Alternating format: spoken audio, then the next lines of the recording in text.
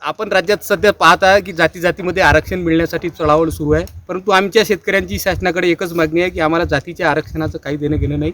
शेतकऱ्यांच्या उत्पन्नाच्या दुप्पट पटीत आम्हाला आमच्या शेतमालाला भाव मिळाला पाहिजे।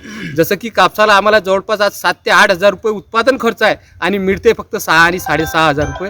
त्यामुळे शेतकरी या नुकसानीमध्ये आहे, घाट्यात आहे। म्हणून कापसाला आम्हाला जवळपास 12 ते 14 हजार रुपये भाव पाहिजे, तुरीला जवळपास 11 ते 12 हजार रुपये भाव पाहिजे आणि सोयाबीनला 9 ते 10 हजार रुपये भाव पाहिजे। यासह मागील 4 वर्षापासून या जिल्ह्यात सतत दुष्काळ आणि अवकाळी असल्यामुळे या जिल्ह्यातील सर्व शेतकऱ्यांना सरसकट कर्जमाफी द्यावी याकरता आपण मागील 15 दिवसा अगोदर माननीय मुख्यमंत्री आणि जिल्हाधिकारी यांना निवेदन दिलं होतं की येणाऱ्या 14 तारखेपर्यंत तुम्ही जर आमच्या मागण्या मान्य नाही केल्या तर येणाऱ्या 15 तारखेला अमरावती जिल्ह्यातील आसेगाव पूर्णा इथे आम्ही शेतकऱ्यांच्या वतीने भव्य प्रमाणात रास्ता रोको करू। तो आज शेकडो शेतकऱ्यांच्या वतीने आम्ही रास्ता रोको जवळपास अर्धा ते 1 तास रस्ता रोखून धरला। शेवटी पोलिसांनी त्यांच्या दडपशाहीच्या माध्यमातून सरकारने त्यांना मदत घालून आमचं आंदोलन दडपलं आणि आम्हाला स्थानबद्ध केलेलं आहे। एवढ्यावरच आमचं आंदोलन थांबणार नसून पुढेही आम्ही आंदोलन करत राहू जोपर्यंत शासन आमच्या मागण्या मान्य करणार नाही, शेतकऱ्यांना शेतीमालाला दुप्पट भाव मिळणार नाही तिथपर्यंत लोकविकास संघटना सर्व शेतकऱ्यांना घेऊन सतत संघर्ष करत राहून